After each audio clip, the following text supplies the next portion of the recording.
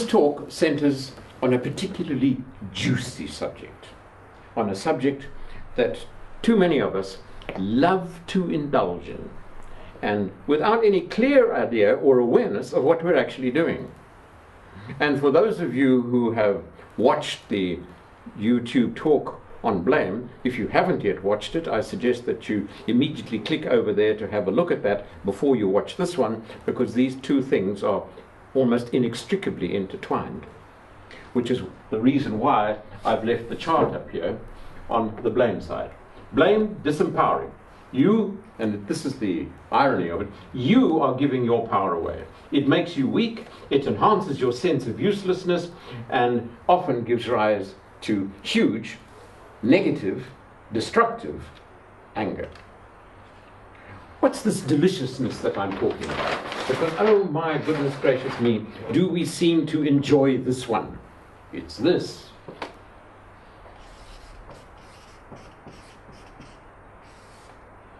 Guilt.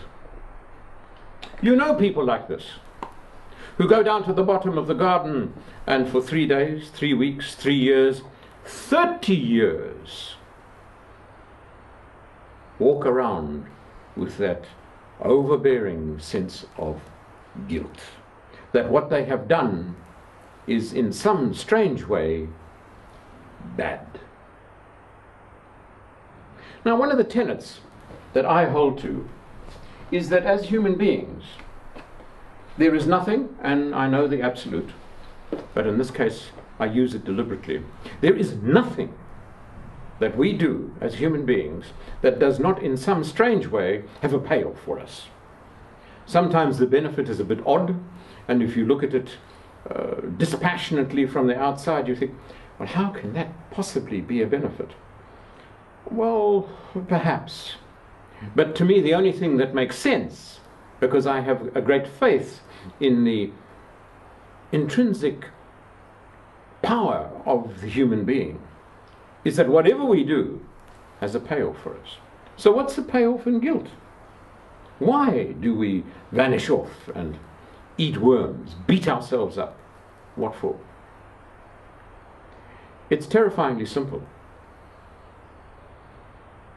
And it highlights something that we talked about in the blame thing.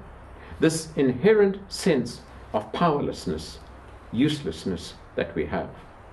One of the things that we are taught, and we have it firmly rammed down our throat, is that life is too big for us, that we can't deal with it, that it is beyond us, that it's going to require hard work to get anywhere. Yeah. And of course you can believe that. And if you believe it, well, then that will be your belief system, and then you will experience the results that you have created out of that belief system. My tenet: life will not give you something that you cannot handle. Difficult, that one, and it's not one that generally we are taught. It is certainly one that we will teach you during the process we call the Harlequin experience. So, why guilt? Simple. It's a punishment. It reinforces the fact that in some strange way I'm bad. That I don't measure up. That in some strange way I'm no good.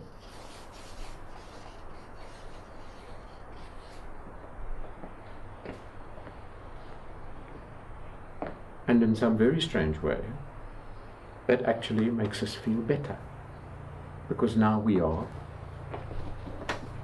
right. And we like to be right. We like to be right about things. Now, what do?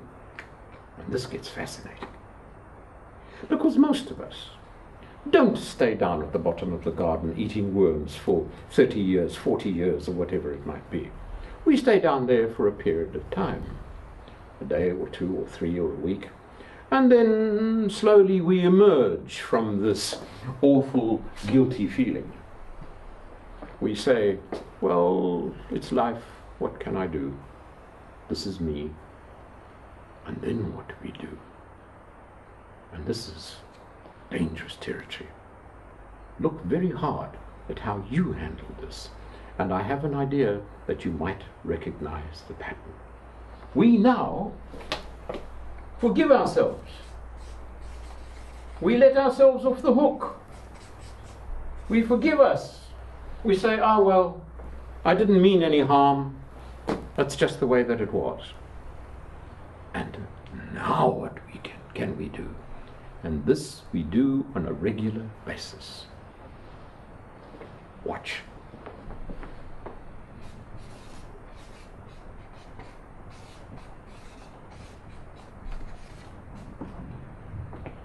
We can do it again.